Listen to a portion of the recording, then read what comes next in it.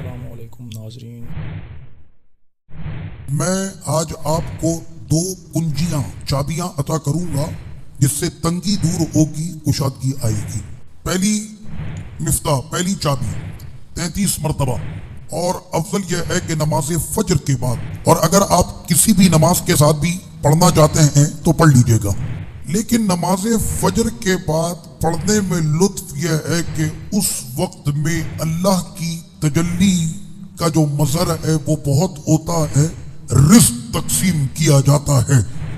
آقا کریم صلی اللہ تعالیٰ علیہ وسلم نے نماز فجر ادا کرنے کے بعد آپ تشریف لے گئے اپنی شہزادی سیدہ کائنات سیدہ فاطمہ الزہرا رضی اللہ عنہا کے کاشانے پر۔ تو آقا کریم صلی اللہ علیہ وسلم نے دیکھا کہ نماز فجر کے بعد آقا کی شہزادی آرام فرما رہی ہیں، اور آقا علیہ السلام نے فرمایا، میری بیٹی اٹھ جاؤ اور اللہ کا رزق اپنے دامن میں سمیٹو۔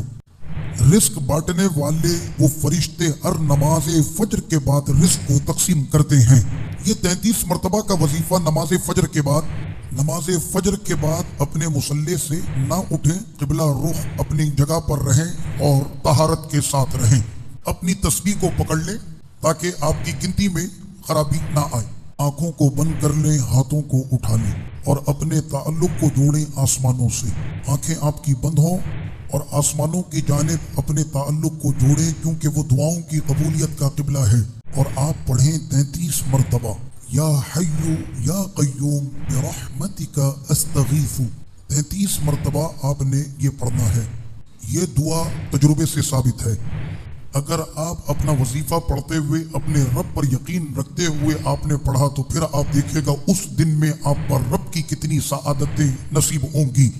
اور دوسرا ورد ہے نماز عشاء کے بعد کا، جب آپ نے اپنی کمرے کی لائٹیں بند کر دی، تسبیح آپ کے ہاتھ میں ہو، اور پھر آپ اپنا تعلق آسمانوں سے جوڑیں، اور اب آپ پڑھیں 100 مرتبہ، لا الہ الا انت سبحانک انی کنت من الظالمین۔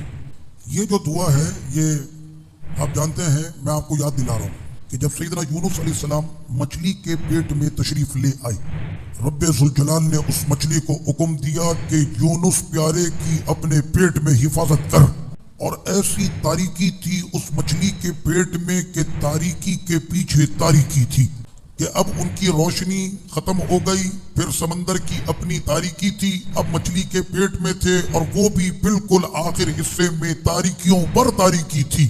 تو اگر آپ اس تسبیح پڑھنے والے نہ ہوتے تو آپ کو اسی شکم میں رکھا جاتا قیامت تک۔ تو اگر یہ آیت کریمہ وہ وہاں پر نہ پڑھ رہے ہوتے تو محشر تک رب نے فرمایا آپ وہیں پر جلوہ گر رہتے۔ تو پھر میں آپ سے پوچھتا ہوں کہ مچھلی کے پیٹ میں اس تاریکی میں کس طرح سے وہ اپنے رب سے التجا کر رہے تھے، مجھ کو ذرا تم لوگ بتاؤ۔ تو کیا وہ دعا ایسے ہی بغیر کسی توجہ کے کر رہے تھے؟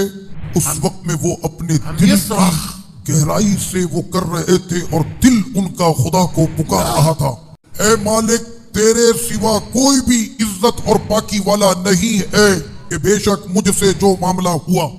رب ذوالجلال نے فرمایا کہ ہم نے سیدنا یونس علیہ السلام کی اس پکار کو قبول کیا، تو ہم نے ان کو اس غم سے دور کیا، تو اسی طرح ہم نجات دیں گے ایمان والوں کو۔ تو یہ ہے وہ پیارا عطیہ خدا کی طرف سے تمہارے لیے۔